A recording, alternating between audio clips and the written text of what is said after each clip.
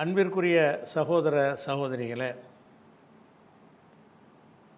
2 நாட்களுக்கு முன்னால் கரூர் மாநகரத்தில் நடிகர் விஜய் நடத்திய அந்த ரோடு ஷோ என்ற நிகழ்ச்சியில் கலந்து கொண்ட மக்கள் நெரிசலில் சிக்கி 41 பேர் வரை மரணித்திருக்கிறார்கள்.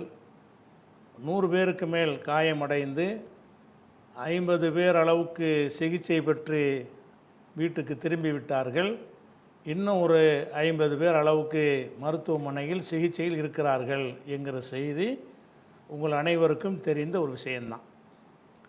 இந்த நிகழ்ச்சியில் யார் மீது குற்றம், யார் என்ன செஞ்சு இருக்கணும் என்ற விஷயத்திற்கு எல்லாரும் பரவலாக பேசி முடித்து விட்டார்கள்.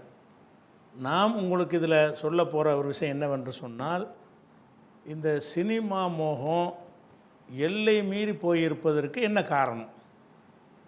ஏன்னா அந்த விஜயுடைய நிகழ்ச்சிக்கு வரக்கூடிய மக்களில் அதிகமான பேர் அந்த நடிகன் மீது வெறி பிடித்த ஒரு நிலையில் வருகிறார்கள்.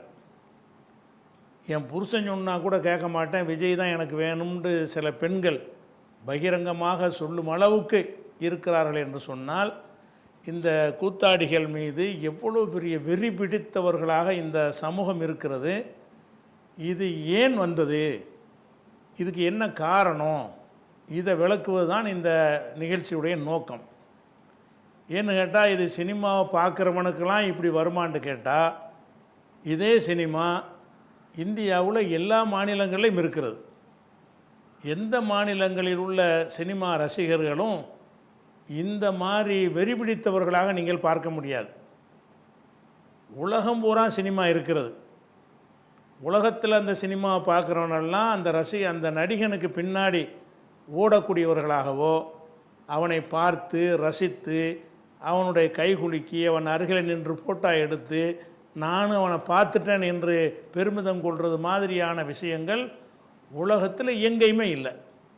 அப்போ இந்த சினிமா என்பதை உலகம் பூரா எப்படி பார்க்குதுன்னு கேட்டால், ஏதோ நேர பொழுதுபோக்குன்னு பார்த்தோமா வந்தமாண்டு இருக்கிறார்களே தவிர, அந்த சினிமாவில் கதாநாயகனாக நடித்த ஒருவனை தங்களுடைய தெய்வத்தை போல கருதி, ஒரு நம்ம ஆதார புருஷனாக கருதி அவனை பார்க்கணுன்னு தவம் இருக்கிறவர்களாக உலகத்தில் எந்த நாட்டிலும் இல்லை, இந்தியாவில் எந்த மாநிலத்திலும் இல்லை. அப்படி இல்லாத ஒரு விஷயம் படிப்பறிவு மிகுந்த ஒரு மாநிலத்தில், சிந்தனை மிகுந்த ஒரு மாநிலத்தில், பிற மாநிலங்களை விட நாங்கள் முன்னேறி இருக்கிறோம் என்று பெருமை அடிக்கிற ஒரு மாநிலத்தில் இவ்வளவு வெறி பிடித்த ஒரு கூட்டம் உருவாகியிருக்குதுன்னு சொன்னால், அதுக்கு ஏதாவது ஒரு காரணம் இருக்கும்ல. வேறு எங்கேயுமே இல்லாமல் இங்கே மட்டும் இருக்குது என்று சொன்னால், அப்போ அதுக்கு முக்கியத்துவமான ஒரு காரணம் இருக்க வேண்டும். அந்த காரணத்தை கண்டறிந்து நம்ம களை எடுக்கணும் என்பதற்குத்தான் இந்த ஒரு பதிவில் அதை விளக்குறோம். என்ன காரணம்னு சொன்னால், இந்த விஜய்க்கு இந்த ரசிகர் கூட்டம் உண்டாயிருக்கு இல்லையா, இது ஏற்கனவே இருந்த இதே மாதிரியான ஒரு வெறிபிடித்த கூட்டத்தினுடைய ஒரு தொடர்ச்சி தான் இது முதன்மையானது கிடையாது. இதுதான் தமிழகத்தில் ஃபஸ்ட்டு நடக்குது என்பது கிடையாது. இதுக்கு முன்னாடியில் இருந்த இந்த ஒரு தன்மை இருக்கிறது. எப்படி இருக்கிறது என்று சொன்னால், துவக்க காலத்தில் 1944க்கு முன்னாடி வரைக்கும் இந்த தமிழகத்துடைய சினிமாவில் எப்படியான கதைகள் வரும்னு சொன்னால், வெறும் பாட்டாக இருக்கும். ஒரு 60-70 பாட்டு போட்டு விடுவாங்க. ராத்திரிக்கு சினிமாவுக்கு போனால் காலையில் தான் சினிமா முடியும். அந்த மாதிரி பாடகர்கள் நல்ல குரல் வளத்தை கொண்டு பாடுவாங்க. அதான் கதையெல்லாம் பெருசாக ஒன்றும் இருக்காது. அதுபோக புராணங்கள், இதிகாசங்கள், ராமர், கிருஷ்ணர், இப்படியான ஒரு நாரதர்னு சொல்லி புராண இதிகாசங்களில் உள்ள பாத்திரங்களாக அந்த கதாநாயகர்கள் நடிப்பார்கள். அதன் மூலமாக மக்களுக்கு அறிமுகமாவார்கள். படங்கள்லாம் இப்படி தான் வரும். அந்த காலத்தில் சம்பூர்ண ராமாயணம் பார்க்க போனோம்னா விடிஞ்சு தான் வீட்டுக்கு வருவாங்க. அந்த மாதிரியான அளவுக்கு சினிமா 44க்கு முன்னாடி பூராவுமே, அதாவது அவங்க மத அடிப்படையில் நம்பி வச்சுருந்தாங்கல்ல, அந்த கதைகள் தான் சினிமாவை ஆக்கப்பட்டுச்சு. அந்த நம்பிக்கையை ஊட்டக்கூடிய வகையில் தான் சினிமாக்கள்லாம் வந்து கொண்டே இருந்தது. அதுக்கு ஒரு பேரிடியாக ஒரு சம்பவம் நடக்கிறது. அன்றைக்கு அந்த 44க்கு முன்னாடி வரைக்கும் இந்த தமிழக திரை உலகில் முடிசூடா மன்னர்னு சொல்லக்கூடியவராக இருந்தவர் எம்கே தியாகராஜ பாகவதர், எம்கேடி பாகவதர்னு சொல்லுவாங்க. அவருடைய படம் வந்து பல வருடங்களெல்லாம் ஓடி இருக்கிறது. ஒரு தியேட்டர் போல் அந்த வாட்ஸ்அப்பு இதெல்லாம் கிடையாதுல்ல, ஃபேஸ்புக்கெலாம் கிடையாது, தியேட்டர்லாம் போய் பார்க்கணும். அவருடைய சினிமா வந்து பல வருடங்கள் கணக்கிலெல்லாம் ஒரு தியேட்டரில் ஓடும். அப்படின்னா வந்து எந்த அளவுக்கு பெரிய தாக்கத்தை ஏற்படுச்சுன்னு பார்த்துக்கிறங்க. அப்படிப்பட்ட ஒரு சூப்பர் ஹீரோவாக எம்கேடி பாகவதர் இருந்தார். அவர் வந்து ஒரு கொலை வழக்கில் கைது செய்யப்படுகிறார். 41 கொலை வழக்கில் கைது செய்யப்படுகிறார். யாருடைய கொலை வழக்கு என்று சொன்னால், இந்து நேசன் என்று ஒரு பத்திரிகை நடத்தி கொண்டிருந்தவர் லட்சுமிகாந்தன் என்பவர். அந்த பத்திரிகையில் என்ன செய்வார்னு கேட்டால், சினிமா நடிகர் நடிகைகளை பற்றின விஷயங்களை எழுதுவார். சினிமா நடிகைகள் வந்து யார் யார் என்னென்ன யார்கிட்டையெல்லாம் போனார்கள், என்னென்ன செஞ்சார்கள், இந்த சினிமா நடிகரை யாரெல்லாம் ஒப்பாட்டியை வச்சுக்கிட்டு இருக்கிறாரு, இப்படியாக சினிமா நடிகர் நடிகைகளை அதாவது அந்த கலைத்துறையில் உள்ளவர்களை பற்றிய விஷயங்களை எழுதுவதற்கான பத்திரிகை தான் அந்த இந்து நேசன் என்ற பத்திரிகை. அந்த பத்திரிகையில் தியாகராஜ பாகவதரை பற்றியும் என்எஸ் கிருஷ்ணனை பற்றியும், கலைவாணர்னு சொல்கிறாங்கள நகைச்சுவை நடிகர்னு, அவரை பற்றியும் ஒரு இதே மாதிரியான ஒரு செய்தி எழுதிட்டார். அந்த இந்து நேசன் பத்திரிகையில் வந்துருச்சு.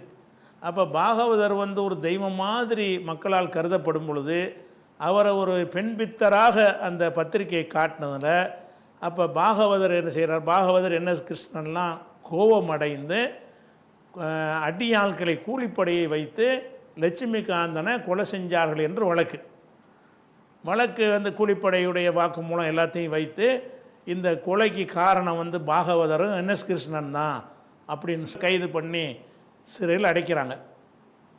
ஒரு 3 ஆண்டு காலம் சிறையில் இருக்கிறாங்க. கீழ்கோர்ட்டில் அந்த தண்டனை உறுதி செய்யப்படுது, இவங்க தான் கொலை செஞ்சாங்கன்னு உறுதி செய்யப்படுகிறது. இருந்தாலும் மேலே வரைக்கும் போய், இங்கிலாந்து வரைக்கும் போய், வெள்ளைக்காரன் ஆட்சி தானே, அவன் வரைக்கும் முறையிட்டு அவன் அந்த வழக்கை திருப்பி விசாரிக்க சொல்லி சென்னைக்கு அனுப்பி அதை ஒரு செட்டிங் பண்ணாங்களா அல்லது என்னன்னு தெரியலை, செஞ்சு அந்த விசாரணையில் இவங்க வந்து அதில் குற்றமற்றவர்கள்னு விடுதலை ஆகுறாங்க. 4 வருஷம் ஆச்சு. 3 வருஷம் ஜெயிலில் இருந்துட்டு வெளியே வர்றாங்க. யார்? எம்கேடி பாகவதர், என்எஸ் கிருஷ்ணன் போன்றவர்கள்லாம் வெளியே அந்த அவங்க தூண்டுதல் இல்லை அப்படின்னு சொல்லி விடுதலையாகி வந்துடுறாங்க. ஆனால் விடுதலை வந்தாங்கன்னு சொன்னால் இந்த 3 வருஷம் சிறையில் இருந்த காலத்தில் அந்த ட்ரெண்டே மாறிப்போச்சு. இவர் மீது ஏற்கனவே அவர் இந்து நேசன் எழுதுனதுனால ஒரு சின்ன டேமேஜு, அதை கொலை பண்ணிட்டார்ன்ற விஷயம் உறுதியாகி ஜெயிலில் போட்டவுடனே என்ன ஆகுதுன்னா மக்கள் மத்தியில் வெறுப்பாங்கள்ல, இப்படிப்பட்ட ஒரு ஆளா அப்படின்னு சொல்லி வெறுத்த பிறகு அவருடைய மார்க்கெட்லாம் சரிந்து போன நிலையில் தான் வெளியே வர்றார். அதுக்கப்புறம் படம்லாம் எடுத்து செல்ஃப் எடுக்கலை, ஓடலை.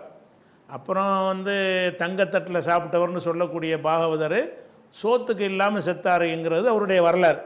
அதுக்கு நம்ம முக்கியம் இல்லை. இப்போ அந்த நேரத்தில் ஒரே புராணம் இதிகாசம் இதுதான் சினிமாவாக இருந்த நேரத்தில் இந்த வெற்றிடமாச்சு. இப்படியே சினிமா இப்படித்தான் சினிமாவுடைய ட்ரெண்டே இருக்கிறது. இவருடைய சினிமாவாக இருந்தாலும் சரி, பியு சின்னப்பாவாக இருந்தாலும் சரி, ஹொன்னப்போ பாகவதராக இருந்தாலும் சரி, இவங்களெல்லாம் இந்த மாதிரியான ட்ரெண்டை தான் உண்டாக்கி வச்சுருந்தாங்க. இப்போ அது இந்த பாகவதர் கைதில் இருந்து அந்த ட்ரெண்ட் அப்படி மங்கி போய் சினிமா வந்து வெற்றிடமாக இருக்கிறது. அந்த வெற்றிடத்தை நம்ம எடுத்துக்கொள்வோம் என்று சொல்லி திராவிட இயக்கத்தில் பெரியாரால் உருவாக்கப்பட்டவர்கள் இருக்காங்க இல்லையா, அந்த ஆளுக்கு என்ன செய்கிறாங்கன்னா, நம்ம அது மாதிரி சினிமா மாற்றக்கூடாது, சினிமா என்பதை நம்முடைய சீர்திருத்த பிரச்சாரத்துக்கு பயன்படுத்தக்கூடாது அப்படிங்கிற ஒரு நல்ல எண்ணத்தில் அவங்க என்ன செய்கிறாங்க, சினிமாவுக்குள்ளே நுழையிறாங்க. நுழைந்து இந்த பராசக்திலாம் வருதில்ல, கடவுள் இல்லை, இந்த மாதிரி அந்த கடவுளின் பேரில் செய்கிற விஷயங்கள், நாட்டில் நடக்கிற அநியாயங்கள், இதையெல்லாம் தட்டி கேட்குற விதமாகவும், அதே மாதிரி சங்ககாலத்து இலக்கியங்கள் இருக்கிற புராண இதிகாசத்தை கடந்து அது மாதிரி வந்து கோவலன் கண்ணகி கதை, பூம்புகார், இந்த மாதிரியான விஷயங்களையும் கொண்டதாகவும், அதே மாதிரி வந்து நாட்டில் நடக்கிற அவலங்களை எல்லாம் சுட்டி காட்டக்கூடிய வகையிலையும், சமகால வரலாறுகளை இந்த புராண இதிகாச பாத்திரங்களை தாண்டி மதுரை நாட்டு இளவரசி, அந்த இளவரசி, இந்த இளவரசி, இப்படியான ஒரு டைப்பில் நம்ம சினிமாவை கொண்டு போயிடணும், ட்ரெண்டை மாற்றணும்னு சொல்லி இவங்க இறங்குறாங்க. யார்? அண்ணா நுழைகிறாரு, கருணாநிதி நுழைகிறாரு, எம்ஜிஆரும் இப்போ அந்த பாகவதர் படத்தில் சின்ன வேடத்தில் அசோக் குமார்லாம் சின்ன வேடத்தில் எம்ஜிஆர்லாம் நடிச்சிருக்காரு, துணை நடிகர் மாதிரி நடிச்சிருக்கிறார். அப்படிலாம் இருந்தவரெலாம் என்ன செய்கிறாங்கன்னா, அந்த வெற்றிடத்தை பயன்படுத்திக்கிட்டு ஃபோர்ஸாக இதில் நுழைவோம் அப்படின்னு நுழைஞ்சு என்ன செய்கிறாங்கன்னு கேட்டால் சினிமா ட்ரெண்டை மாற்றுறாங்க. எப்படி மாற்றுறாங்கன்னு கேட்டால், ஒன்று நல்ல சீர்திருத்த கருத்துகள், மூட நம்பிக்கைக்கு விஞ்ஞானத்தை வளர்க்க போகிறண்டி. ஆனால் சார் என்எஸ் கிருஷ்ணன்லாம் பாட்டு படிப்பார்ல, பட்டனை தட்டி விட்டா இட்லி வரணும், சட்னி வரும், அப்படி இப்படின்னு சொல்லி வருங்க என்னென்ன விஞ்ஞானம்னு அதையெல்லாம் ஒரு பாட்டாக என்எஸ்கே எல்லாம் படிப்பார். அப்போ இப்படியான ஒரு ட்ரெண்டிங்கில் சினிமாவை கொண்டு போனோம்னா நம்ம சீர்திருத்த பிரச்சாரத்துக்கு உதவும்னு இவங்க கையில் எடுக்கிறாங்க. சினிமாவை ஆரம்பத்தில் கடுமையாக எதிர்த்து வந்த ஈவேரா அவர்கள், பெரியார் கூட என்ன செய்கிறாருன்னு கேட்டால், இந்த ட்ரெண்டு மாறின பிறகு எதிர்க்கலை. அவர் எதிர்த்ததெல்லாம் அந்த தெய்வம், புராணம், இதிகாசம் அதைத்தான் எதிர்த்தாரே தவிர நம்ம கருத்தை தானே சொல்கிறாங்க என்ற வகையில் பெருசாகவும் சப்போர்ட் பண்ணலை. ஆனால் எதிர்க்கலைங்கிற மாற்றம் இல்லாமல் அவங்களையெல்லாம் தனக்கு சீடர்களாக காட்டி கொண்டார். கருணாநிதியை, அண்ணாவை, எம்ஜிஆரை, சிவாஜியை, இவங்கெல்லாம் நம்ம ஆளுக்கு தான் காட்டி கொண்டார். அப்போ அந்த மாதிரியான ஒரு அடிப்படையில் இருக்கும்போது இந்த மாதிரி சினிமா ட்ரெண்டு மாறின உடனே அவரே அதை விரும்பினார்னு சொல்லலாம். ஆனால் பகிரங்கமாக அதை சினிமா பாருங்கன்னு அவர் சொல்லாவிட்டால் கூட எம்ஜிஆருக்கு விருது கொடுத்தாரு, சிவாஜின்னு பட்டமே அவர் தான் கொடுத்தாரு. அப்போ இந்த சினிமாவை வச்சு அதெல்லாம் செஞ்சார். அதே மாதிரி அவர் எதை கண்டிச்சார்னு கேட்டால், எம்ஜிஆர் துர்காண்டு ஒரு படம் வந்தபோது அதில் கிருஷ்ணர் வேடத்தில் எம்ஜிஆர் நடிச்சிருப்பார். கிருஷ்ணர்னா இந்து மத கடவுள், அதை மட்டும் கண்டித்தார். நீ எப்படி கிருஷ்ணர் வேடம் நடக்கிறேன்னு. அப்போ அந்த சினிமாவில் அவருக்கு எது மறுப்பாக இருந்துச்சுன்னு சொன்னால், அந்த புராண இதிகாசங்கள், கடவுள்கள் தன்மை இருக்குது இல்லையா, அதை சொல்லக்கூடியதை எதிர்த்தவர் இந்த மாதிரி விஷயம் வரும்பொழுது பெருசாக சப்போர்ட் பண்ணாட்டா கூட அவரை சேர்ந்தவர்கள் அதில் இருப்பதில் சந்தோஷப்பட்டு கொண்டார். அதை கண்டிக்கலை, எதிர்க்கலை. சில சமயங்கள் அரிதாக அது சம்பந்தப்பட்ட விழாக்களையும் கலந்து கொண்டார். இப்படி இந்த திராவிட இயக்கங்கள்லாம் போய் அந்த கருத்தை சொல்வதற்கு சினிமாவை பயன்படுத்த ஆரம்பிக்கும் பொழுது தான் பெரியார்கிட்டேருந்து அண்ணா என்ன செய்கிறார், பிரிகிறார். வேறு ஒரு காரணத்தை சொல்லி, அவர் கல்யாணம் பண்ண காரணத்தை சொல்லி பிரிஞ்சாலும் உண்மையான காரணம் என்னென்னு கேட்டால் தேர்தலில் போட்டிடணுங்கிறது தான். அதில் அவருக்கு உடன்பாடு கிடையாது பெரியாருக்கு. அப்போ இவரோட இருந்தால் எலெக்ஷனில் போட்டியிட முடியாதுன்னு சொல்லிட்டு வெளியே இருந்து தேர்தலில் போட்டியிடக்கூடிய ஒரு கட்சியாக திராவிட முன்னேற்ற கழகம்னு உண்டாக்குறாங்க. அப்படி உண்டாக்கும் பொழுது இவர்கள் அந்த கலைத்துறையில் ஏற்கனவே நுழைஞ்சிட்டாங்க. சினிமா துறை பூராமே யார் கையில் வந்துருச்சுன்னா திராவிட இயக்கத்து சிந்தனையாளர்கள் கையில் தான். அந்த கதை வசனம் யார் எடுத்தாலும் அவங்கள தான் இருப்பாங்க. ஆரூர் தாஸ் அப்படி இப்படின்னு பார்த்தீங்கன்னா எல்லாருமே என்ன செய்வாங்க, திருவாரூர் தங்கராசு இப்படி எல்லாம் சினிமாவில் எழுதுறதெல்லாம், பட்டுக்கோட்டை கல்யாண சுந்தரம், கண்ணதாசன் கூட அதில் வந்தவர் தானே. பிந்தி தானே அண்ணாட்டேருந்து பிரிஞ்சு போனார், அவரும் திராவிட இதில் வந்தவர் தான். அப்போ அந்த சினிமா துறையில் உள்ளவங்கள்லாம் வந்துக்கிட்டு இப்படியான ஆட்கள் உள்ளே இருந்ததுனால அப்போ அண்ணா என்ன செய்கிறாருன்னா கட்சி ஆரம்பிக்கிறாரா. கட்சி ஆரம்பித்த உடனே அவர் ஆட்சிக்கு வருவதற்கு 2 முக்கியமான காரணத்தை சொல்லுவாங்க. அதை விட முக்கியமான காரணத்தை தான் நான் இப்போ சொல்ல போகிறேன். 2 காரணம் என்ன சொல்லுவாங்கன்னு கேட்டால், ஒன்று அன்றைக்கு இருந்த அரிசி தட்டுப்பாடு. காங்கிரஸ் ஆட்சியில் 65, 66, 67 கடுமையான ஒரு அரிசி தட்டுப்பாடு. ரேஷன் கடையில் வாரத்தில் ஒரு நாளைக்கு தான் அரிசி போடுவாங்க. அந்த அரிசியை வாங்கிறதுக்காக வேண்டி ராத்திரிக்கே பாய் விரித்து ரேஷன் கடை வாசலில் போய் உட்காந்துருவாங்க. விடிய உட்காந்துருந்து ரேஷன் கடை திறந்த உடனே அந்த புழுத்து போன அரிசி கொடுப்பாங்க. அது ஒரு நாள் தான் கொடுப்பாங்க, 2 கிலோ அரிசி கொடுப்பாங்க.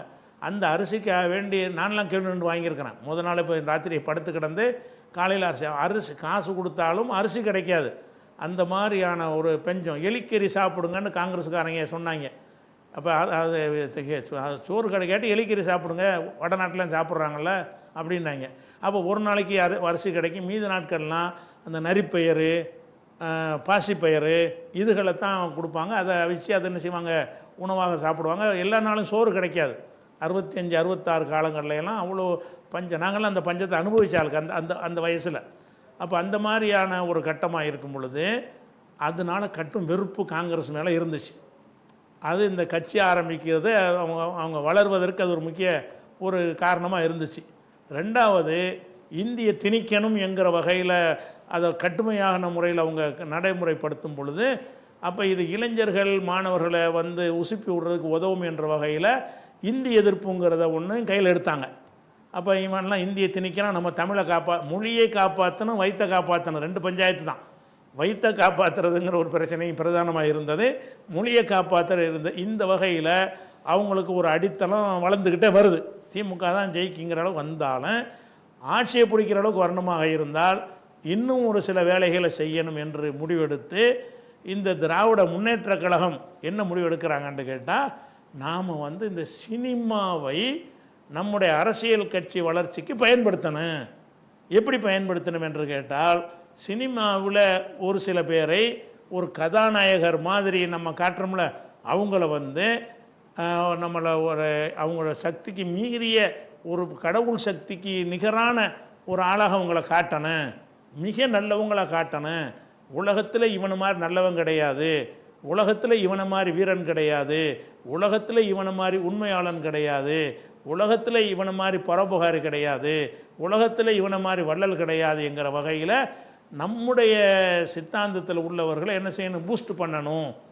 அப்படி பூஸ்ட் பண்ணும் பொழுது அவரை வச்சு நம்ம இயக்கத்தை என்ன செய்யணும், வளர்க்கணும் அப்படின்ற முடிவெடுத்து என்ன செய்கிறாங்கன்னு கேட்டால், இந்த சினிமாவில் வந்து நுழைஞ்சு அதுக்கு அவங்க கண்டுபிடிச்சது தான் எம்ஜிஆர், சிவாஜி கணேசன், எஸ்எஸ்ஆர், இந்த எஸ்எஸ் ராஜேந்திரன், இந்த 3 பேரை கண்டறிந்து என்ன செய்கிறாங்கன்னா 3 பேருக்கும் பூஸ்ட் பண்ணி ஏற்றுவோம் அப்படின்னு சொல்லி என்ன செய்கிறாங்கன்னா சினிமாவில் கொண்டு விட்டுறான். எப்படி ஏற்றுறது என்று கேட்டால், சினிமாவை பார்த்துட்டு அவனாக போய்கிட்டு இருந்தான்னு சொன்னால் அவனுக்கு வந்து இப்போ இருக்கிற மாதிரியான வெறி பிடித்த கூட்டம் வந்து உண்டாக முடியாது. அதுக்கு என்ன செய்யணும்னு கேட்டால், திமுகவிலேருந்து ஒரு திட்டத்தை வகுத்து என்ன செய்கிறாங்கன்னா, எம்ஜிஆர் படம் ஓடக்கூடிய எல்லா தியேட்டர்கள்லையும் நம்ம கட்சிக்காரங்க என்ன செய்யணும், அந்த படம் போடும் பொழுது ஒரு விதமான மாஸ் சைக்காலஜி மூலமாக மக்களை வந்து வென்றெடுக்கணும். எப்படி வென்றெடுக்கணும், அந்த சினிமா ஓடும்போது எழுத்து போடுவான்ல, புரட்சி நடிகர் எம்ஜிஆர், எம்ஜி ராமசந்தர்னு போடுவாங்க. அந்த காலத்தில் எம்ஜி ராமசந்தர்னு போட்டோன்னு என்ன செய்வாங்கன்னா விசில் அடிப்பாங்க, கை தட்டுவாங்க. அப்படி தட்டணும்னு பாடம், அப்படி தட்டணும்னு பாடம் நடத்தி திமுக ஆட்களை எம்ஜிஆர் படம் ஓடுற இடத்துலலாம் போய் எம்ஜிஆர் சண்டை போடும்போதும், எம்ஜிஆர் முதல்ல வருகை தரும்போதும், எம்ஜிஆர் சில அந்த படங்களில் சில நல்ல காரியம் செய்கிற மாதிரி வரும்பொழுதும் விசில் அடிப்பது, கை தட்டுவது, எந்திரிச்சு கூத்தாடுவது, இப்படி திமுகவை சேர்ந்தவர்களை செய்ய வைத்து அதன் மூலமாக மக்கள் மத்தியில் இவன் கொண்டாடப்பட வேண்டியவன்கிறது உண்டாக்குனாங்க. சும்மாவெலாம் எம்ஜிஆருக்கு ரசிகர் உண்டாகலை. இல்லைன்னா வடநாட்டில் கேரளாவில் நம்ம பிரேம் நசீர் சரி பெரிய சூப்பர் ஸ்டாராக இருந்தார், அவர் தெருவில் நடந்து போனால் கூட யாரும் பார்க்க மாட்டாங்க. சினிமாவில் அவ்வளோ பெரிய முடிசூடா மன்னனாக இருந்தார் பிரேம் நசீர். அப்போ அவருக்கு அப்படி செல்வாக்கு இருந்துச்சு இல்லை, எங்கேயுமே அப்படி இருக்கலை. நம்ம சிரஞ்சீவி இருந்தார், அவரெல்லாம் போட்டு ஒன்றும் செய்ய முடியல. என்டிஆர் வந்து அது தனி விஷயம், அதுக்கு ஆந்திராவில் வந்தது. பாக்கி எதை எடுத்துக்கொண்டாலும் சினிமாக்காரங்களை அப்படின்னா கொண்டாட மாட்டாங்க. கொண்டாடக்கூடியது ஆக்குனது எப்படின்னு கேட்டால், அங்கே எம்ஜிஆர் வரும்போது விசில் அடித்தவுடனே இருக்கிற மக்களுக்கு என்ன ஏற்படும், ஓ இவர் வந்து ஒரு டிஃப்ரெண்ட்டான ஒரு ஆள் போல் இருக்க, 3 பேர் குதிக்கிறாங்களே, 3 பேர் கொண்டாடுறாங்களே, அப்படிங்கும் பொழுது ஒரு ஆர்வம் அதிகரிக்கும். நம்ம அவனை பார்க்கணும், அவனை அப்படி நேசிக்கணும்னு சொல்லி அவனை வந்து உள்ளத்துக்குள்ளே என்ன செய்கிறது, அப்படி பெண்களாக இருந்தால் என்ன செய்கிறது, அவனையே ஒரு காதலன் மாதிரியே மனசில் சுயரிச்சுக்கிட்டாங்க அதிகமான பெண்கள். வழங்குதா, அவனை அழகான முறையில் காட்டுறாங்கல்ல, அவனை உலகத்திலே பேரழகனாக எம்ஜிஆரை காட்டுவது, அப்படியெல்லாம் செஞ்சு என்ன செஞ்சாங்கன்னு கேட்டால், இதை ஊகமாக நான் சொல்லலை, இதான் நிஜம் நடந்த சம்பவம். நாங்கள்லாம் சின்ன பிள்ளைகள் அந்த வேலையை செஞ்சு இருக்கிறோம்.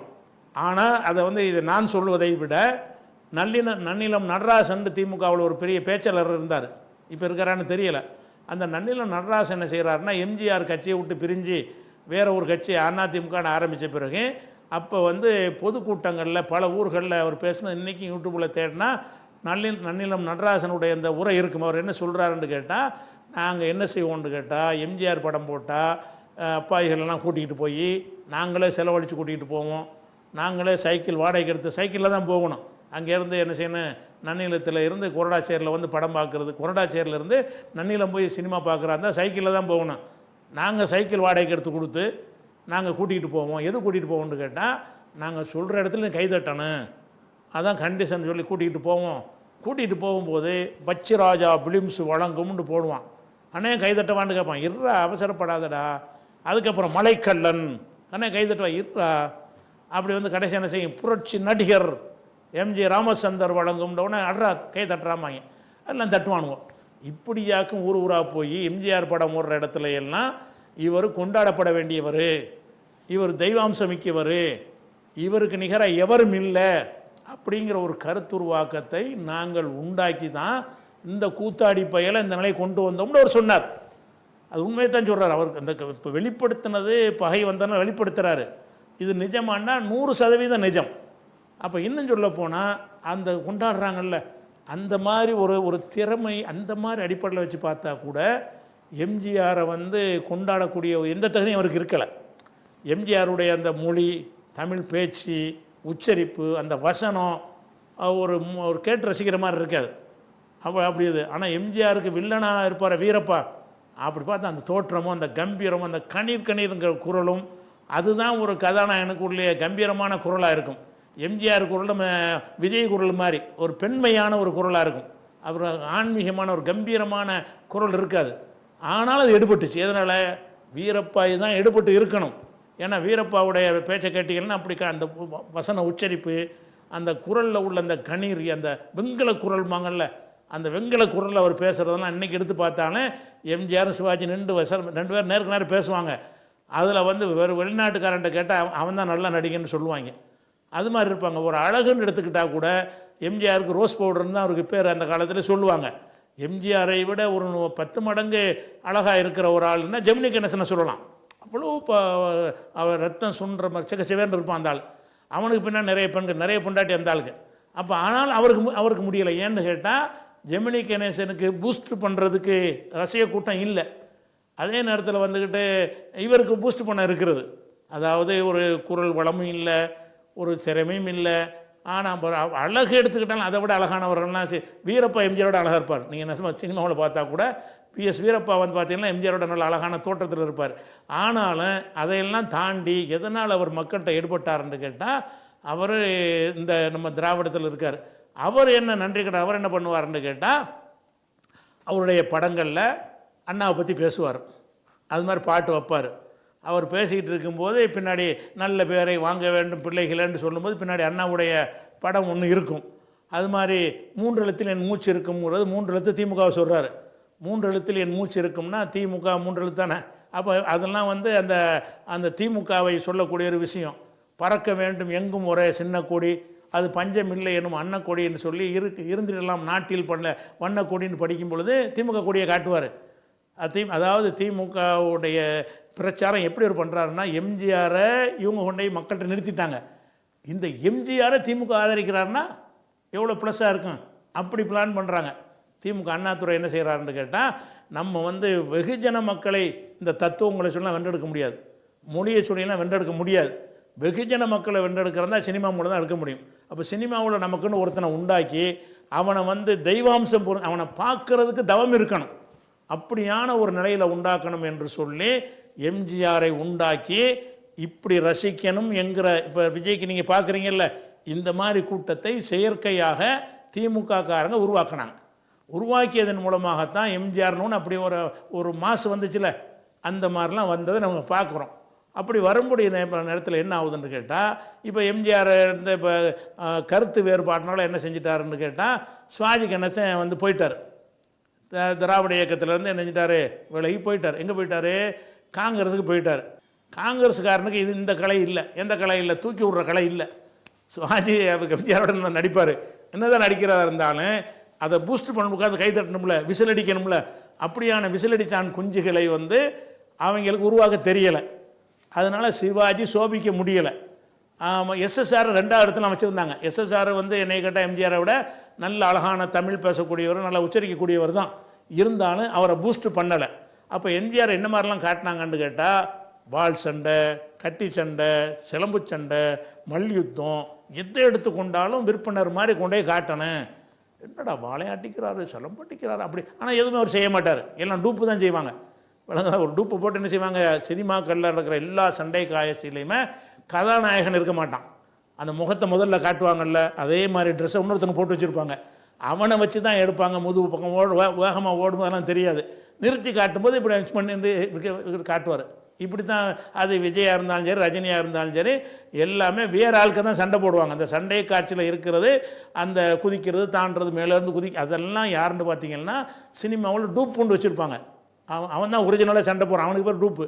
அப்போ அந்த டூப் பூண்டு ஆட்களை வச்சு என்ன செய்வாங்கன்னு கேட்டால் இவனை பில்டப் ஏற்றுவாங்க. சண்டை போடுற சண்டை சுழட்டுற மாதிரி பார்ப்பாங்க. இவருக்கு பேர் அட்டக்கத்தின்னு அந்த காலத்தில் எதிர்கட்சிக்காரங்க விமர்சனம் பண்ணுவாங்க. சும்மா அட்டக்கத்தியை வச்சு சுற்றுறாருன்னு சொல்லி அது நிஜம்தான். அது பெரிய வால் சண்டை வீரர்கள்லாம் கிடையாது. ஆனால் அந்த பில்டப் ஏற்றுவாங்க திமுகவுடைய ஊடகங்களில்.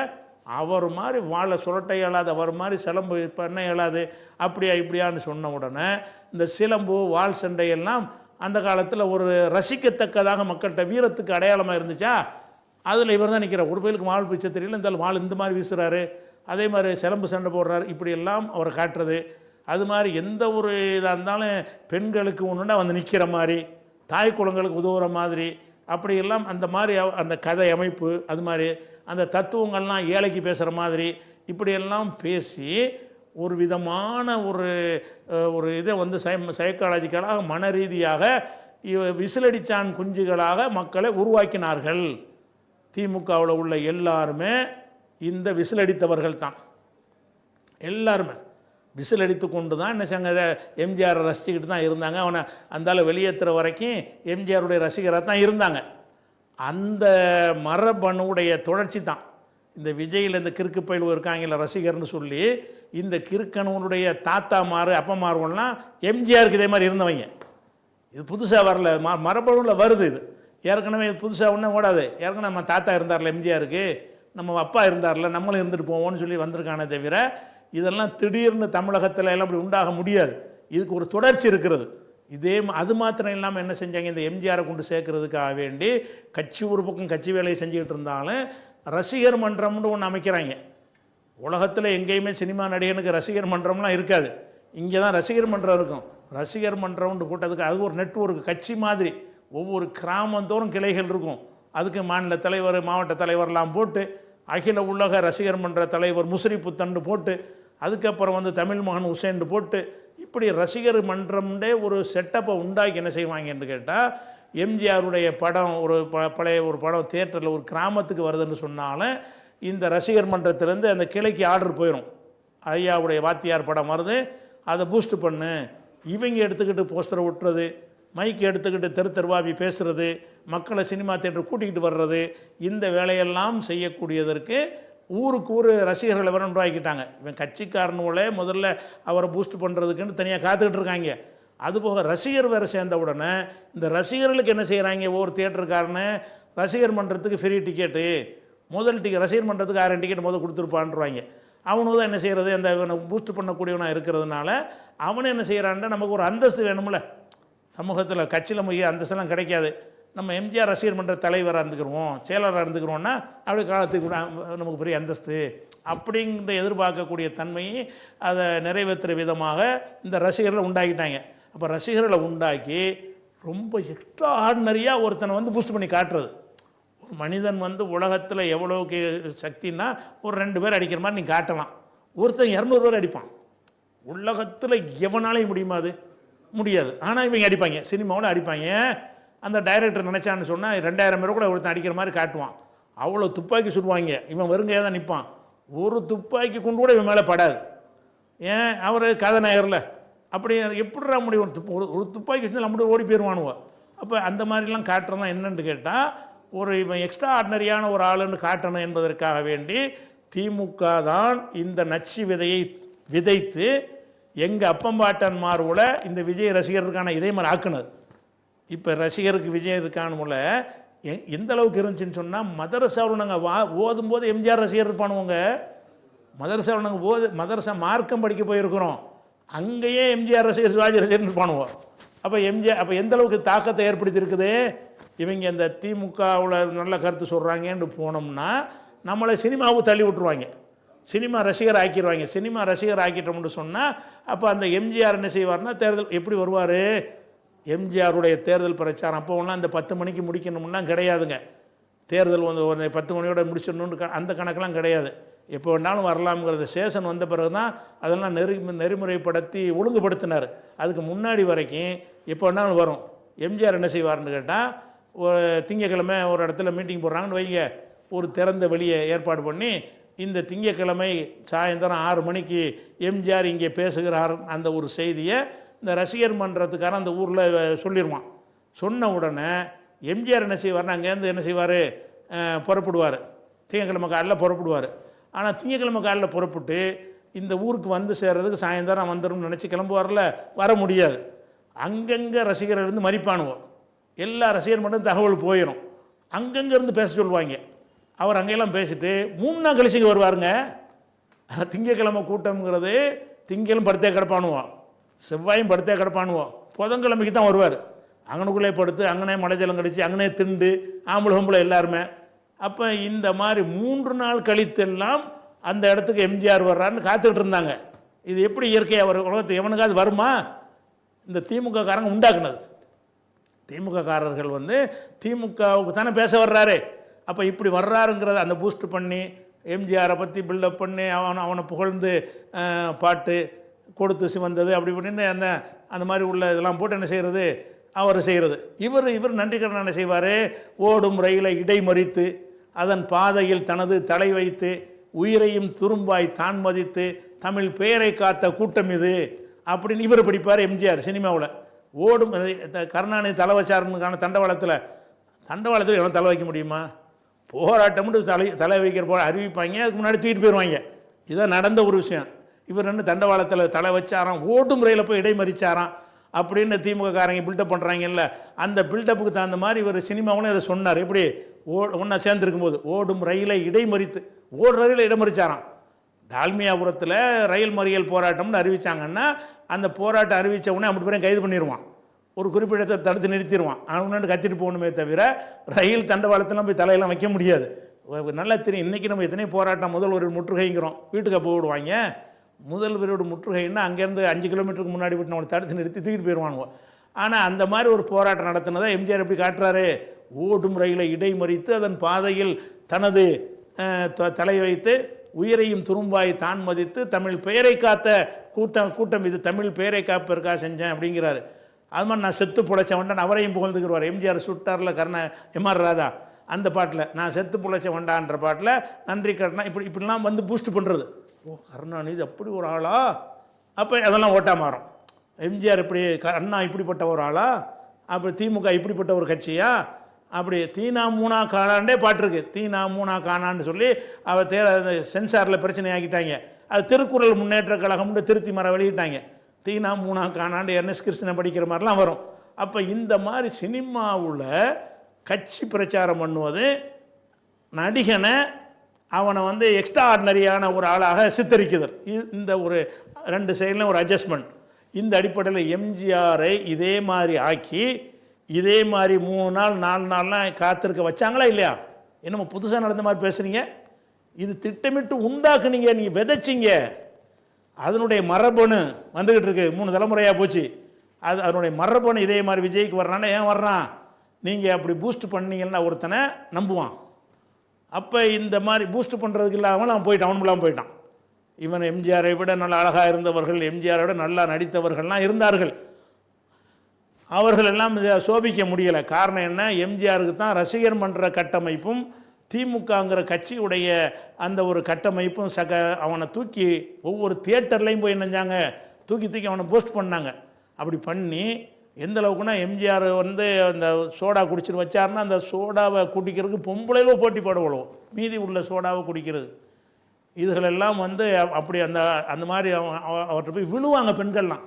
எதனால் அப்படி ஆக்கி வச்சுருக்காங்க சினிமாவின் மூலமாக. இப்படி வேறு மாநிலத்திலாம் இருக்காது. என்னடா வேறு மாநிலத்தில் சினிமா பார்ப்பான், அந்த கதாபாத்திரமாக மருத நாட்டு இளவரசன்னா இளவரசன், அது முடிஞ்சு வச்சு கதை.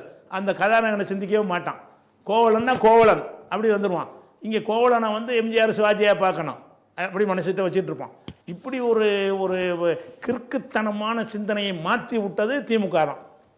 திராவிட முன்னேற்ற கழகம் தான் மக்களை வந்து சினிமாவாக பார்க்குறத விட்டுட்டு அது போக என்ன செஞ்சாங்கன்னு கேட்டால் இந்த திமுக கையில் இருக்கிற ஊடகங்களையெல்லாம் வைத்துக்கொண்டு எடுக்கிறது பூரா சினிமாவை பற்றி தான். சினிமாவை பற்றி பூஸ்ட் பண்ணுறது, சினிமாவுடைய நிகழ்ச்சி, பாட்டுக்கு பாட்டு ஆட்டுக்கு ஆட்டுன்னு எதையா போட்டு என்ன செய்கிறானுவ, சினிமா தான் வாழ்க்கைன்னு நம்மளை கொண்டாந்து நிப்பாட்டி வைத்திருக்கிறதும் இந்த திராவிட முன்னேற்ற கழகம் தான். உதயநிதிக்கு கூட ரசிகர் மன்றம் வச்சுக்கிட்டு அதுக்கு அன்பில் மகேஷ் ஒரு மந்திரி ரசிகர் மன்ற தலைவராக இருக்கார். ரசிகர் மன்றம்னு வைத்துக்கொண்டு அப்படி ஒரு செட்டப், அப்படி ஒரு கட்டமைப்பு வச்சுக்கிடுவாங்க ரசிகர் மன்றம்னு சொல்லி.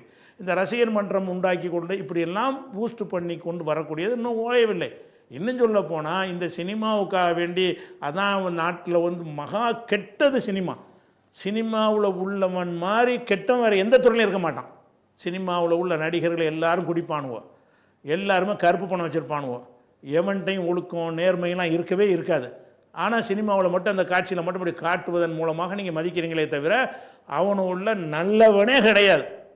எந்தளவு கிடையாதுன்னா, ரஜினிகாந்த் ஒரு மாதத்துக்கு முன்னாடி ஒரு பொது நிகழ்ச்சியில் பேசுகிறார். எப்படி அனிருத் வந்து அவர் இப்போ இருந்தார்னா வந்து பெண்கள்லாம் கூட்டமாக வந்து அவர் மேலே உழுவாங்க, அப்படிப்பட்டதாக்கும். அதில் லைட் ஆஃப் ஆகிடுச்சுன்னு சொன்னால் எல்லாருக்கும் ஜாலி, எல்லோரும் ஆணோட பெண்ணை கட்டி பிடிச்சிக்கிறோங்கிறான். ஒரு சூப்பர் ஸ்டார்னு அந்தஸ்துக்கு வந்த பிறகு கூட இந்த கேவலமான ஒரு செயலை வந்து வரவேற்கத்தக்கதுன்னு பேசுகிறானே பாருங்களேன். சந்தோஷமாக பேசுகிறாங்க. ரஜினி பேசுகிறான், இப்படி பேசுகிறான். அதாவது அனிருத்தை பார்க்குறது இளைஞராக இருக்காரா, பொம்பளை எல்லாம் வந்து உழுகுறாங்களாம். கரண்டு போச்சுன்னு சொன்னால் பொம்பளை எல்லாம் ஒன்றாகி ஜாலியாகிடுவோம், ஜாலி தானே இது இப்படின்னு பேசுகிறான். இப்போ இவங்கள்ட்ட என்ன ஒழுக்கம், என்ன பண்பாடை பார்க்க முடியும்? இவனை நாட்டுக்கு இவங்களாம் நாட்டுக்கு நல்ல இருப்புன்னு நினைக்கிறீங்களா? அதனால் வந்து இப்போ இளையராஜா என்ன இசையமைக்கிறவன், இசைங்கிறது ஒரு டியூன் அவ்வளோதான். இதுக்கு வந்து கடவுளுங்கிறாங்க. இதுக்காக வேண்டிக்கிட்டு அரசாங்கத்தில் விழா நடத்துகிறான். நீ இன்னும் அந்த போதையிலேருந்து மக்களை காப்பாற்ற மாதிரி தெரியலையே. சினிமாவை விட்டு வேறு வேலையை பாருங்கடா. தமிழ்நாடு எங்கேயோ முன்னேறிக்கிட்டு போயிட்டு இருக்கிறது. அதை பூரா மேலே ஒரு ஜான் போனால் ஒரு மூலம் கீழே இறங்குற மாதிரி உள்ளதாக இருக்குது. ஒரு ஜான் மேலே போகிறாங்க, ஒரு மூலம் இழுத்து விட்றாங்க சினிமாவின் மூலமாக. நம்முடைய தராதரம் எல்லாத்தையும் கீழே இறக்குறது எதுன்னு கேட்டால் இந்த சினிமா தான். எதுக்கு இளையராஜாக்கு நீ விழா நடத்துகிறவன்? யார் அவன்? அவன் ஒரு இசையமைக்கிறவன். காசுக்காக வேண்டி ஹார்மோனியை பட்டி தட்டி இசையமைக்கிறான். அந்த ஒரு திறமை. அதனால என்ன நாட்டுக்கு என்னதுனால வறுமை போயிடுமா, பஞ்சம் தீந்துருமா, அரசியல் மாற்றம் ஏற்படுமா? நம்ம காதுக்கு ஒரு ஏமாத்திர தண்ணி அடித்தா எப்படி ஒரு போதை வருதோ, காதுக்கு உள்ள போதை. அது மதுமான அருந்துவது மூளைக்கு அது ஒரு வகையான போதை. சாப்பிட்டுல அது ஒரு போதை வருது. இது காதுக்கு உள்ள போதை என்னது? காதை ஏமாத்துற மாதிரி சில டியூன்களை போட்டு அப்படியே தப்பான கருத்தை கூட நல்லது மாதிரி ஆக்கி விடுவாங்க. இதை செய்யக்கூடிய ஒரு கூத்தாடி கூட்டத்தில் ஒருத்தவன். அதை இசை 3 தமிழாம், இசைத்தமிழ் 3 தமிழ் இருக்கான், முத்தமிழாம். ஒன்று இயல்பான தமிழ், இயல் இசை கூத்துங்கிறாங்க. இயல்னா சாதாரண தமிழ், இசைன்னா அந்த பாட்டில் உள்ள தமிழ். 3வது கூத்து, நாடகம், அப்படி இதெல்லாம் தமிழுங்கிறாங்க. இது எப்படி தமிழாகும்? அப்போ தமிழுக்கு 3 வடிவம் ஆக்கி இதெல்லாம் செஞ்ச திமுக காரன் தான். அண்ணாவிலேருந்து கருணாநிதியிலேருந்து அந்த துறையில் உள்ள அம்புட்டு பேருமே இந்த வேலையை செஞ்சார்கள். அப்போ நம்ம என்ன கேட்குறோம்னு கேட்டால், இவன் இப்படி இருக்கிறான்னு நீங்கள் வியப்படைகிறீங்களே, இது வந்து இடையில் வந்து உங்களுக்கு அந்த இது தொடர்ச்சி விட்டதுனால ஆச்சரியப்படுறீங்க. எங்களுக்குலாம் ஆச்சரியம் கிடையாது. கொஞ்சம் மூத்த ஆட்களுக்கெல்லாம் என்ன இருக்காது ஆச்சரியப்பண்ணால், நாங்கள் இதே மாதிரி பார்த்துருக்குறோம். இதை விட ஜாஸ்தியாக எம்ஜிஆருக்கு பார்த்துருக்குறோம். ஏன்னாட்டா அப்படி பூஸ்ட் பண்ணுனா நம்ம கூடிய கிறுக்கு பயிலும் சினிமாவை பார்க்க மாட்டான், கிறுக்கு பயில் இருக்காங்க. அப்போ இவர் விஜய் என்ன பண்ணுறான்? இருந்தாலும் இவன் மகா கிரிமினல், லேசுப்பட்ட ஆள் கிடையாது. அவனை வந்து புஷி ஆனந்து ஆதவ அர்ஜுனா இயக்குறாங்கிறாங்க, அதெல்லாம் பொய். இவன் தான் எல்லாத்தையும் இயக்கிட்டு இருக்கான். இவன் எப்படிப்பட்ட ஒரு ஆள்னு கேட்டால், என்னை வந்து ஒரு கடவுள் நிலையில் திமுக காரனுக்கு எம்ஜிஆருக்கு திமுக காரன் எம்ஜிஆரை தூக்கி விட்டு போயிட்டாங்க. எனக்கு அப்படியான ஒரு செட்டப்லாம் இல்லை. நான் வந்து எனக்கு நான் தான் அதை உண்டாக்கிறேன்னு என்பதற்காக அவன் என்ன செய்வான்னு கேட்டால், இவன் வரும்போது திடீர்னு ஒரு வந்துட்டால் கூட பெரும் கூட்டம் திரண்டு கேள்விப்பட்டு வந்த மாதிரி காட்டணும். அந்த வேலையை நிறைய செய்வான். சினிமா பிடிப்புக்காக வேண்டி கேரளாவுக்கு எங்கேயோ ஊட்டிக்கு எங்கேயோ போகிறான், மதுரை விமான நிலையத்தில் இறங்குறான். மதுரை விமான நிலையத்துக்கு நீ போனது இங்கே சினிமா எடுக்க தானே போனேன், நீ பாட்டுக்கு இறங்கி இப்படி போயிட்டு இருக்க வேண்டியது தானே. அங்கேருந்து எல்லாம் போயிடுற தகவல், விஜய் வர்றாரு, சினிமாவுக்காக வர்றாரு, மதுரை விமானத்தில் இறங்குறாரு, எல்லா ஊர்லேயும் திரண்டு வாங்க. இந்த ரசிகர் மன்ற கட்டமைப்பை வைத்துக்கொண்டு எல்லா கிளையில் உள்ள ரசிகர்களுக்கும் தகவல் போயிடும். அப்போ அங்கங்கே இருந்து 5000 பேர் ஓடியான்ட்டான் எங்கள் விமான நிலையத்துக்கு. நீ பொது நிகழ்ச்சிக்கு போனியா, நீ ஒரு ஆண்டவே போகிற வழியில் ஒரு இடம் அது ஏர்போர்ட்டில் இறங்கி வந்து பஸ்ஸிலேயே கார்லேயே போகிற, அதுக்கு ஏன் 3 பேர் வர சொல்கிறான்? இப்போ என்ன காட்டுவான்னு கேட்டால், விஜய் இது கேள்விப்பட்டாலும் மக்கள் வெறி பிடிச்சி வந்துடுவாங்கன்னு காட்டணுமா. அப்படி காட்டும்போது அதை பார்த்து இந்த 5000 பேரை பார்த்துட்டு இன்னொரு 10,000 பேர் உண்டாகும் புதுசாக. ஓட்டு போடுறதுக்குன்னு போவான் இவன் விஜய். போக வந்து எல்லாத்துக்கும் ஓட்டு போடுறது ஒரு எல்லா ஊர்லையும் எல்லோரும் போட வேண்டிய ஒரு விஷயம். இவன் என்ன செய்வான்னு கேட்டால், காரில் வந்து அந்த ஓட்டு போடுற இடம் இருக்குல்ல, அதுலேருந்து ஒரு 50 அடிக்கு முன்னாடி ஒரு சைக்கிள் எடுத்துக்கிட்டு சைக்கிளில் போய் ஓட்டு போடாரான். சைக்கிளில் போய் ஓட்டு போட போகிறான். அப்படி சைக்கிளில் ஓட்டு போட போகும்போது இவனோட 5000 பேர் வர்றாங்க. எப்படி வருவான்? ஓட்டு போடுறக்கு நீ போகிற பூத்தில் நீ போட போகிறேன்னா அங்கனக்குள்ளே உள்ள தெருவில் உள்ள வந்தால் பரவாயில்லைங்களாம். இதுலேருந்து திருச்சியிலேருந்து மதுரையிலேருந்து அவன் நிற்பானுவோம். எங்கே இவன் ஓட்டு போட இது எப்படி வருவான்? தன்னாலே வருவான். அப்போ தனக்காக நீ உண்டாக்குவாங்க. விஜயுடைய தன்மை என்னன்னு கேட்டால், நம்மளை வந்து ஒரு டைப்பை எம்ஜிஆரை எப்படி திமுக கொண்டு போணுச்சோ அந்த மாதிரி நம்மளை ஒரு பிம்பத்தை கட்டமைக்கணும். நான் வந்து ஒரு தனிப்பட்ட ஒரு ஆள், என்னை பார்க்கறதுக்கே நீங்கள் தவம் இருக்கணும், மக்கள் அலையணும், மோதுவாங்க, அப்படிப்பட்ட ஒரு ஆளாக்கும். இப்படி தான் உண்டாக்குறது கருத்துக்கள் எல்லாம்.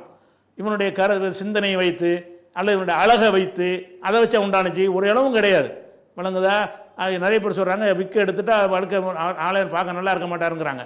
அந்த மாதிரி சொல்லக்கூடிய ஒரு ஆள் தான். அப்படிப்பட்ட ஒரு ஆளாக இருக்கும் பொழுது அவருக்கு பின்னாடி வர்றாங்கன்னா எதனால் வர்றாங்க?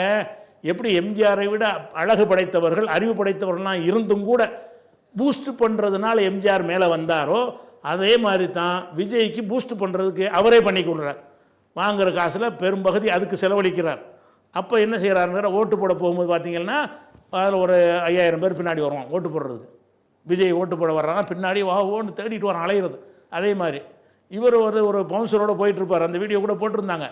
அவருடைய பாதுகாவலரோடு போயிட்டு இருக்கும்போது சொல்லிட்டு இறங்க வரான். எப்படி நான் இப்போ இறங்குறேன், நிறுத்தி எல்லாம் வருவாங்க, கிட்ட நெருங்கணுன்னு வண்டி எடுத்துருங்க அப்படின்னு சொல்லிவிட்டு இறங்கினார். அதனால நான் ராஜினாமா பண்ணேன்னு சொல்லி பவுன்சராக இருந்தவன் அந்த வீடியோவை போட்டு வெளியிட்டிருந்தான். எப்படி இவர் போகிறார், அவனுடைய பாதுகாவலர் 2 பேரும் 4 பேரோட போகிறார். போயிட்டு அவங்கள்ட்ட சொல்கிறாரு, இந்த இடத்துல நான் இறங்குறேன், என்னை பார்த்து கூட்டமாக வருவாங்க, கிட்ட வந்தோன்னு வண்டி எடுத்துகிட்டு ஓடிடு, வண்டியில் நான் ஏறிக்கிறேன் அப்படின்னா அவர் பார்க்க முடியாத தொலைவில் உள்ள ஒரு ஆளுன்னு காட்டணுமா. இப்படி செஞ்சவன் அப்படின்னு சொல்லிட்டு அவனுக்கு அதே மாதிரி வந்து செய்வான்னு கேட்டால், இப்போ நோன்பு இருக்கிற நிகழ்ச்சின்னு பண்ணான். நோன்பு இருக்கிற நிகழ்ச்சின்னா நோன்புங்கிறது சாப்பாடு கொடுக்குறது தானே. எத்தனை பேருக்கு சாப்பாடு, எத்தனை பேருக்கு அந்த இடம் கொள்ளும், இதெல்லாம் உனக்கு தெரியத்தானே செய்யும். அப்போ 1000 பேருக்கு அதுக்கு ஏற்பாடு பண்ணிடுன்னா 20000 பேருக்கு அழைப்பாங்க. 20000 பேருக்கு நோட்டீஸ் அழைப்பு கொடுத்துட்றது. சாப்பாடு ஏற்பாடு 1000 பேருக்கு தான் பண்ணியிருப்பாங்க. உட்கார்ற இடம் 1000 பேருக்கு தான் இருக்கும். அப்போ மீதி 19000 பேர் என்ன செய்வான்? தெருவில் நிற்பான். அப்போ என்ன நியூஸ் எப்படி வரும்? எப்படி 20000 பேர் பாரு, நோன்பு திறக்க வச்சார், கூப்பிடவே இல்லை, எல்லாம் மோதுறாங்க வந்து அப்படின்னு சொல்லிட்டு என்ன செய்கிறான்? 50 பேர் வெளியே நிற்பான். இவ்வளவு பேர் இழிந்து கேவலப்பட்டு நிற்கிறதுல இவனுக்கு ஒரு சந்தோஷம். எப்படி ஆளை பற்றியா நோன்பு வரை எவ்வளோ வர்றான். அப்போ மக்களை வந்து எம்ஜிஆர் என்ன மாதிரி எம்ஜிஆரை வைத்து இந்த திமுக காரங்க எப்படி உண்டாக்கினார்களோ, மக்களை வந்து மானங்கெட்டவர்களாக இழி பிறவிகளாக ஆக்கி அவன் தான் ஒரு உயர்ந்தவன் என்று காட்டி சித்தரித்தார்களோ அந்த வேலையை விஜய் தனக்குத்தானே செய்கிறார்.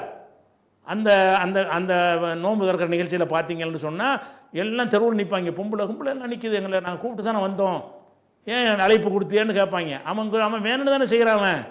நிறைஞ்சு வெளியே வழிஞ்சா தானே கூட்டம்னு காட்ட முடியும். ஒரு பத்திரிகை வெளியிடுறாங்க, ஒரு நூல் வெளியிடுறாங்க, அம்பேத்கர் நூல்னு சொல்லி ஒரு நூல் வெளியிடுறாங்க. அந்த நூல் இந்த ஆதவர்ஜனா தான் அந்த நிகழ்ச்சி ஏற்பாடு பண்ணுறாரு. அதுக்கு வந்து ஒரு பத்திரிகையிலேருந்து அந்த நிகழ்ச்சி நடத்துகிறாங்க. இவங்க ரகசியமாக கள்ளத்தனமாக அழைப்பு கொடுத்து தெருவில் பூரா பெரிய கூட்டத்தை கூட்டிட்டானுவோம். உள்ளூர் அரங்கத்தில் பத்திரிகை வெளியிட்டால் கூட மக்களை பார்த்தீங்களா விஜயை பார்க்குறதுக்கு, அப்படி தன்னால் வருவானா?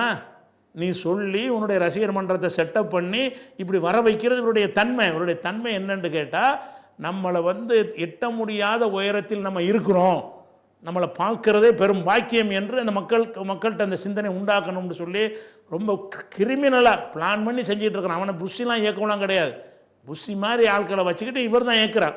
அப்போ இப்படி ஒரு விஷயத்தை நீங்கள் பார்க்குறீங்க. அதனுடைய தொடர்ச்சி தான் இன்றைக்கி வந்து உனக்கு 8:30 மணிக்கு உனக்கு பேசுகிறதுக்கு டைம் கொடுத்துருக்குறாங்க.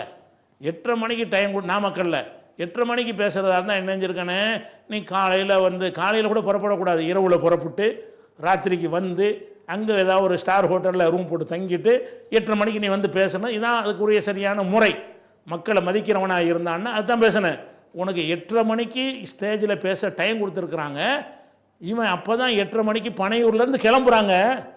பனையூர்லேருந்து காரில் கிளம்பி விமான நிலையத்துக்கு போய் அங்கே தனி விமானத்தில் ஏறி அங்கேருந்து திருச்சியில் இறங்கி அங்கேருந்து கார் எடுத்துக்கிட்டு வந்து 12 மணி ஆயிடுச்சு.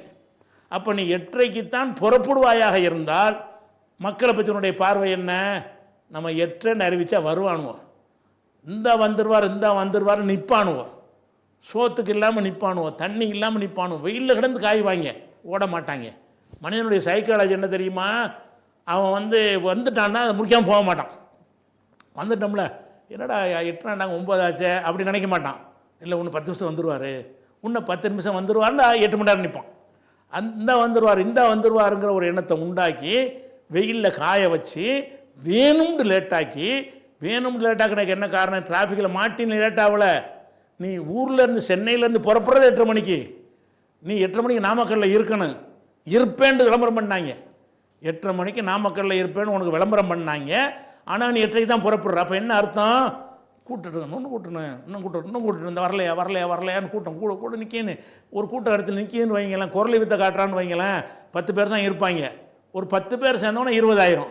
20 என்னடாண்டு மரம் 20 பேர் அவன் எங்கே இருக்கானே தெரியாது. ஒரு குரலி வித்த ரோட்டில் காட்டினா கூட கொஞ்சம் பேர் கூட்டிட்டான்னா அதை ஒட்டி நிறைய கூட்டிடுவாங்க. அந்த மாதிரியாக கூடி தான் நாமக்கல்ல நடந்துச்சு. அதே மாதிரி மத்தியானம் 12 மணிக்கு பேசுகிறது கரூரில். நீ 12 மணிக்கு வர்றவன் 7 மணிக்கு வர்ற. எதுக்கு 7 மணிக்கு வர்ற? 7 மணிக்கு வர்றதா இருந்தால் நீ என்ன செய்யணும்? அங்கேருந்து 12க்கு புறப்பட்டா 7 மணிக்கு வந்துடலாம்ல? இல்லை, புறப்படுற என்ன செய்யற? 7 மணிக்கு போய் சேர்ற மாதிரி புறப்படுறது. ஆனால் உன்னை எதிர்பார்த்து நிற்கிறவன் 12 மணி நிற்கிறான். அப்போ உச்சி வெயில் 12 மணி 1 மணி 2 மணி மண்டையை காயிற வெயிலாக இருக்குது. அசைய மாட்டேங்கிறான். என்னத்தினால் அசைய மாட்டேங்கிறான்னு கேட்டால், என்ன 10 நிமிஷம் வந்துடுவார் 10 நிமிஷம் வந்துடுவார்னு மனித அது சைக்காலஜி, மனிதனுடைய பலவீனம். ஒரு இடத்துக்கு வந்துட்டோம்னு சொன்னால் இந்தா வந்துடும் வெயிட் பண்ணிக்கிட்டே என்ன செய்வாங்க? கடைசியில் இல்லை ரேஷன் கடையில் நிற்பானுவோம், நமக்கு கிடைச்சிடும். கடைசியில் இவன் வரும்போது ரேஷன் கடையை பூட்டிடுவாங்க. அந்த மாதிரியான ஒரு அடிப்படையில் தான் அந்த மக்கள் அவ்வளவு நேரம் நின்றதனுடைய தாக்கம்தான் மயங்கி விழுந்தது. நெரிசல்லாம் மயங்கி விழுந்தார்கள். மயங்கி விழுந்தாலும் மிதிச்சு சாவடி விட்டாங்க. அது பேட்டர் என்னது? 41 பேர் செத்தான்னு சொன்னால் 41 பேரும் எதனால் செத்தான்னு கேட்டால் மயங்கி விழுந்து செத்தான். ஏன் மயங்கி விழுந்தான்? தண்ணி இல்லை, சாப்பாடு இல்லை, கொளுத்துற வெயில், மூச்சு அட்டச்ச நிற்கிறது, மூச்சு திணறல். அப்போ இதில் என்ன ஆகணும்? அவனுக்கு எல்லாரும் அந்த தாங்கும் சக்தி அதிகமாக இருக்காது. பலவீனமானவனா இருப்பான்ல, அவனுடைய சோர்ந்து விழுந்துட்டான்னு வைங்க. கீழே விழுந்துட்டான்னா முடிஞ்சு போச்சு. அது வேணும்லாம் செய்கிறது கிடையாது. இது மத நிகழ்ச்சிகளில் கூட நடக்கும். இஸ்லாமிய நம்ம நிகழ்ச்சியோட பார்த்துருக்கோமா இல்லையா? கல்லெறிகிற இடத்துல கூட்டமாக இருக்கும்போது கொஞ்சம் பேர் விழுந்துட்டான்னா அது மக்கள் அது தெரியாது, விழுந்தாங்கிறது தெரியாது, மீசிக்கிட்டே போயிடுவாங்க. அது மாதிரி அவங்க நம்ம அப்படி தான் சாவுலாம் நடக்கும் எந்த ஒரு இடத்துலையுமே. அப்போ இந்த மயங்கி விழுந்தது தான் சாவு காரணம். மயங்கி விழுந்ததுக்கு காரணம் இவன் தான். இவன் வேணும்னு அவன் மயங்குற அளவு உங்களை ஆக்கி லேட் பண்ணி அப்போ நம்ம இப்படி காட்டணுங்கிறது தான் முக்கியமான விஷயம். அது போக 12 மணிக்கு இவன் வர்றேன்னு சொன்னான்ல, அந்த 12 மணிக்கு ட்ரோனில் எடுத்து காட்டுறாங்க. இவர் அறிவித்த அந்த நேரத்தில் பாருங்கள்னு கூட்டத்தை ஒரு 1000 பேர் கூட இருக்க மாட்டான். அப்போ அவர் கேட்குறாரு, அவ்வளோ கம்மியாக இருக்கான், இப்போ போயிடக்கூடாது அப்படிங்கிறதுனால. அது போக என்னென்னு கேட்டால் கண்ணாடியெல்லாம் மூடிக்கிட்டு யாரும் பார்க்க தானே வர்றானுக்கு இருக்கு. இப்போ இதை கேட்குறக்கா வர்றாங்க. அவனை பார்க்கக்கூடாதுங்கிறக்கான இந்த பஸ்ஸில் இல்லாத கண்ணாடிலாம் கருப்பு கண்ணாடி ஏற்றி விட்டு தான் வர்றாங்க. எதனாலன்னா வர்ற வழியில் பார்த்துட்டான்னா பார்த்துட்டு திரும்பிடுவான், அப்படி ரிவர்ஸ் ஆயிடுவான். ரிவர்ஸ் ஆகக்கூடாதான், பார்க்குறதுக்காகவே காத்துக்கிட்டு நிற்கணுமா. அப்போ இவனுடைய மகா கெட்டவன் இவன். எப்படி திமுக செஞ்சாங்களோ அதே கெட்ட எண்ணத்தில் மக்கள் செத்தாலும் சரி, நாசமாக போனாலும் சரி, என்ன மாதிரி நடந்தாலும் சரி, அவங்க கட்சிக்காரங்க செத்ததை கூட அவன் பார்க்கலங்க மாநாட்டில் விக்கிரவாண்டியில். அப்போ எல்லா இடத்துலையும் இந்த மாதிரி நடந்துக்கிட்டே இருக்கிறது. அதை விட முக்கியம் என்னென்னு கேட்டால், இந்த செத்தவங்களை கூட பார்க்கல. என்ன வந்தாலும் பார்க்கணுமா இல்லையா? பார்க்க கிடையாது. பார்க்கன்னா ராத்திரி பார்த்துடலாம். முதல்ல ஒரு நள்ளிரவில் போய் பார்த்தார்ல, நள்ளிரவில் போனால் அந்த குடும்பத்தார் தானே இருப்பாங்க, போய் பார்த்துட்டு வா. இவன் அந்த செத்துட்டாங்கிற செய்தி வந்தவனே போகிறான். போய் ஊரில் போய் இப்போ விமான நிலையத்தில் இறங்கிட்டு வெளியே வர்றான். சிரிச்சிட்டே வர்றாங்க. விமான நிலையத்தில் அந்த போட்டார்த்து போட்டிருக்காங்க விமானம். அப்படின்னா இவன் யார்? மகா கெட்டவன். இருக்கிற மனிதர்களே மகா கெட்டவன் யார்? இப்படி பூஸ்ட் பண்ணப்படுற எல்லாரும் கெட்டவன் தான். நான் விஜய் மட்டும் சொல்லலை, ரஜினின்னு சேர்த்து சொல்கிறேன், எம்ஜிஆர் தான் சொல்கிறேன். இவனெல்லாம் மகா கெட்டவர்கள். இந்த கெட்டவர்களை நீங்கள் பூஸ்ட் பண்ணி ஏற்றி அவன் கெட்டவன் சொல்வதற்கே பயப்படுற மாதிரி ஆக்கி விட்டீங்க. அதனால் கசப்பான உண்மை என்னன்னு கேட்டால், இந்த திராவிட முன்னேற்ற கழகம் ஆட்சியை பிடிப்பதற்காக வேண்டி கையாண்ட ஒரு அயோக்கியத்தனமான இந்த வேலை, ஒரு மனிதனுக்கு அப்பாற்பட்டவனாக சித்தரித்து பகுத்தறிவு பேசிக்கொண்டே பகுத்தறிவை எங்களை மழுங்க செய்கிற வேலையை செஞ்சீங்க. பேசுனது பகுத்தறிவு, நாட்டு மக்களையெல்லாம் பகுத்தறிவை மழுங்க செஞ்சு ஒரு கூத்தாடிக்கு பின்னாடி போய் அலையணும்னு ஆக்கி வச்சிங்கள. அதனுடைய தொடர்ச்சி தான் இது. இதை வழங்கிக்கிட்டால் பிரச்சனையா? இதுதான் பிரச்சனையே. அதனால் இந்த அடிப்படை விஷயம் இது மாறாது. எப்போ மாறும்னு கேட்டால், இந்த சினிமாவிலேருந்து ஒதுங்கணும், சினிமா வெறுக்கணும். சினிமாவில் உள்ள எல்லாரும் கருப்பு பணம் தான், எல்லாரும் குடிக்காரன், எல்லாரும் வந்து ஒழுக்கம் கெட்டவங்க, எவனும் நல்லவன் கிடையாது. நீங்கள் சினிமாவில் பூஸ்ட் பண்ணி ஒரு தயாரிப்பாளரும் ஒரு பணம் போடுறவனும் டைரக்டர் நினச்சா இப்படி வேணாலும் காட்டுவான். அதை வச்சு நீங்கள் ஏமாந்து போகிறீங்களே தவிர இந்த சினிமாவில் போனீங்கன்னா மூழ்கிறேன். முஸ்லீமுக்கு நான் சொல்கிறேன், முஸ்லீமில் இருந்துக்கிட்டு யூடியூப் நடத்துகிறான், அவங்க சினிமாக்களுக்கு விமர்சனம் பண்ணுறான். ஆஹா, அந்த இடத்துல ரஜினி ஒரு வசனம் பேசினார் பாருங்கிறான்.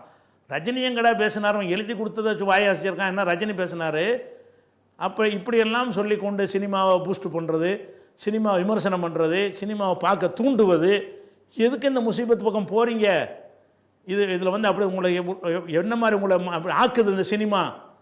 ஒரு போய் பார்த்துட்டீங்கன்னா அப்படியே ஒரு மெய் மறந்து போய் உங்களை ஒரு டைப் ஆக்கி உங்களுடைய மூளையெல்லாம் மழுங்க செஞ்சு முட்டாப்பையில் அவங்கள ஆக்கி களிமண் இருக்கிறவனை ஆக்கி என்ன செய்கிறான்? அவனை தெய்வமாக உங்களுடைய மனசில் உட்கார வச்சிடறானா இல்லையா? சினிமா வெறுங்க, நஞ்சு மாதிரி வெறுங்க. சினிமா சம்மந்தப்பட்ட அனைத்தையும் வெறுங்க. சினிமாங்கிறத உள்ளவனால் 10 ஒரு வெள்ளம் புயல் வரும்போது இவனை ஏதாவது செஞ்சுருக்கானுங்களா? வெள்ளம் வந்துச்சு, அந்த வெள்ளத்துக்காக வேண்டி ரஜினிகாந்த் மண்டபமெல்லாம் திறந்து விட்டதாக பொய்யா புழுவுனான். ராகவேந்திராவுக்கு யாரையுமே உள்ளே விடலை மண்டபத்தில். அந்த மாதிரி நேரத்தில் உதவி செஞ்சுருக்காங்களா? சுனாமிக்கு உதவி செஞ்சுருக்காங்களா? எவ்வளோ நாட்டில் எவ்வளோ பேரிழப்பு நடந்திருக்க. தானே புயல் வந்துச்சு, அதுக்கு என்ன பண்ணாங்க?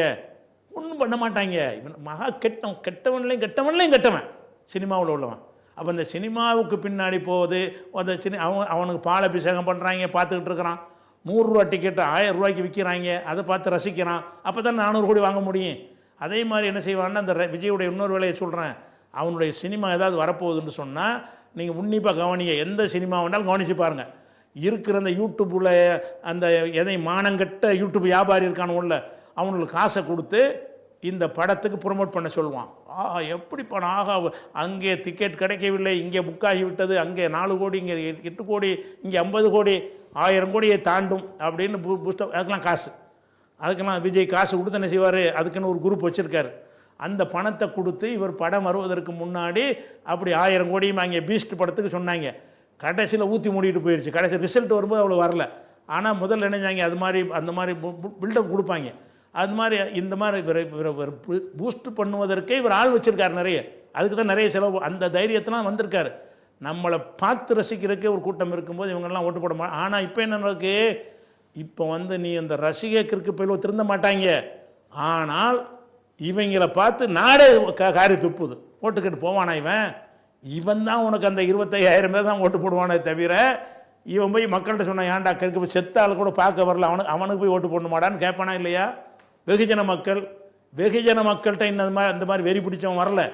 எல்லாம் ஓட்டு இல்லாதவனும் இந்த மாதிரி அந்த அரட்டி கேட்டு தான் ஜாஸ்தியாக வந்திருக்கானுவோம். இவங்களால ஓட்டனா உண்டாக பெரிய மைனஸ் இவருக்கு. அது மாத்திரமில்லை, எங்கேயுமே ஒரு கூட்டம் போட முடியாது. கூட்டம் போடுறாந்தா இது என்ன இதுக்கு முந்தி தடுத்தாங்கன்னா பல கேள்விகள்லாம் அங்கே வரும். இப்போ இவனும் கேட்க மாட்டான். கோர்ட்டுக்கு போவாங்க, கோர்ட்டுக்கு போக முடியாது, கோர்ட்டை கரெக்டாக செஞ்சீங்கன்றவாங்க. இவன் இந்த ரோடு ஷோ இதான் கடைசி முடிஞ்சு போச்சு, இனிமேல் எங்கேயும் நடத்த முடியாது. அது மாதிரி அடிச்சுட்டாங்க. இந்த கேப்பில் தான் சீமா என்ன பண்ணுறாரு, இவனை முடக்கிடுவாங்க, நம்ம அந்த இடத்துக்கு போயிடுவோம், அவருக்கு பெரிய ஆபத்து விஜய் தானே. அதனால் என்ன செய்கிறான்னா, இப்போ விஜய்க்கு தம்பிக்கு நான் சப்போர்ட் பண்ண வர்றேன்னுக்கிட்ட அவன் ஒரு ட்ராமா போடுறான். வழங்குதான் இல்லை நடிகர்லாம் இப்போ சினிமாவில் இருந்தவங்க தானே. இந்த சினிமாவிலேருந்து வர்றவனை எவனையும் நம்பாதீங்க. சினிமாண்டாலேயே அதை வந்து வெறுக்கத்தக்க ஒன்று, நம்மளை ஏமாத்துறது தான் சினிமா. ஏமாற்றி உங்களை ஓட்டு பொறுக்கிறதுக்குண்டே தான் அந்த சினிமாவில் இவங்க நுழைஞ்சாங்க. இதை நீங்கள் ஞாபகத்தில் வச்சுக்கிறங்க. இதுதான் உங்களுக்கு சொல்ல வேண்டிய ஒரு செய்தி. அதனால் வந்து இந்த விஜய் இப்படி விஜய்க்காக இந்த வெறி பிடித்த கூட்டம் இருப்பது வந்து ஆச்சரியப்படத்தக்கது அல்ல. இது வந்து ஒரு தொடர்ச்சி. இந்த சினிமா ரசிகர்னு இருக்கிற வரைக்கும் இது இருக்கும். அது சினிமா மோகத்திலிருந்து நம்ம விடுபடுவோம்.